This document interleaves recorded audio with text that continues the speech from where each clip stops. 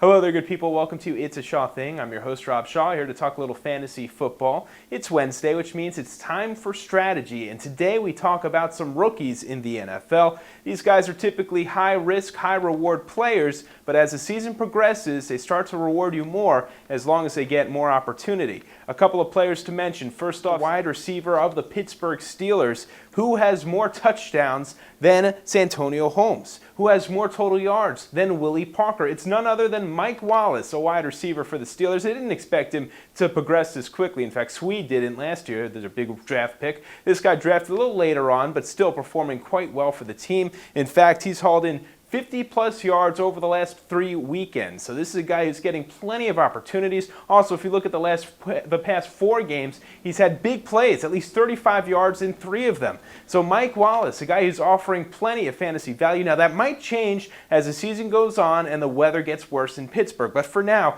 they are throwing the ball aplenty, which means Mike Wallace is a decent fantasy contributor. We move on to Beanie Wells of the Arizona Cardinals. There's so many playmakers on the Cardinals, and yet it was Wells who ended up with the best day against the New York Giants. He had career highs of 67 yards and a touchdown. Now, Hightower is still there, but Wells is clearly the future running back for that team, so look for him to get more and more carries as the season goes on. And then also, finally, Michael Crabtree, wide receiver of the San Francisco 49ers. Yeah, he's a rookie, but that was just his debut. It was against the Houston Texans. We had a feeling he might get a couple of catches, considering we knew the Niners would have to play catch-up. Sure enough, they did. 5 receptions, 56 yards, very impressive for his first game. The big question is how often they're going to throw throughout the remainder of the season. I like Alex Smith at quarterback there. 2 very high-profile former draft picks. I think Smith and Crabtree could end up actually having a great deal of fantasy value. Just don't look at them this weekend against the Colts. Think a couple of weeks ahead when they play against the Tennessee Titans.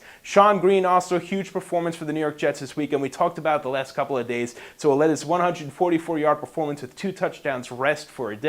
Tomorrow, we discuss matchups. After that, Shaw's picks. Enjoy the week. I'll see you soon.